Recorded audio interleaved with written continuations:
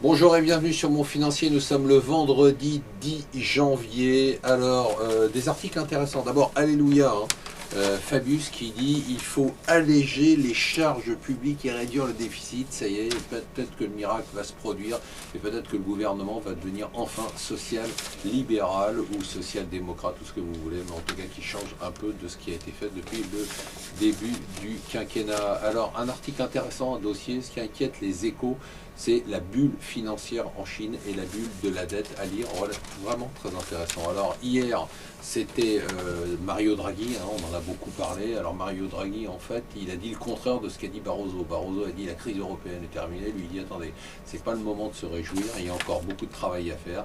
Il faut notamment continuer à injecter de la liquidité. Donc de la coupe monétaire en Europe, on en aura. C'est exactement donc aussi la une du Financial Times.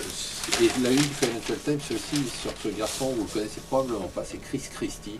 Chris Christie, c'est la nouvelle star du parti républicain et ce serait même un candidat à l'investiture présidentielle. Et il est sénateur du New Jersey et il y a un nouveau scandale qui est sorti pour punir une ville du New Jersey dont le maire ne l'aurait pas soutenu. Il aurait tout simplement bloqué le pont pour rendre la circulation vers cette ville extrêmement difficile. La politique, c'est vraiment sympa. Alors, la Cour des comptes dit, bon, on n'a rien fait en France sur les dépenses publiques, il faut y aller les gars, si on veut vraiment recréer de la croissance et libérer la croissance, il faut réduire les dépenses publiques, sans commentaire, la une du Parisien, voilà, j'ai même pas envie de dire son nom, Manuel Valls l'a battu hier par KO et c'est tant mieux.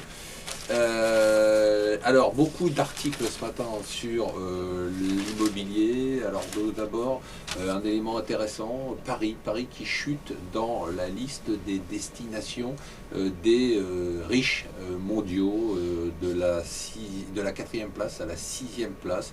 On est dépassé par Miami et Singapour. Il y a devant Londres et New York et Hong Kong.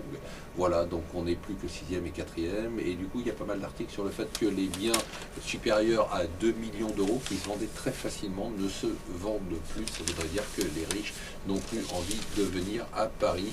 Et on finit donc sur les actions qui vont bien évidemment attendre les chiffres de l'emploi cet après-midi, petite prudence hier, et surtout, bon allez, on va pas se gâcher notre fête, Twitter qui s'est quand même pris une méga claque encore hier avec une baisse de quasiment 4%, depuis notre recommandation de vente, le titre a perdu près de 15%, voilà, restez avec nous sur Mon Financier.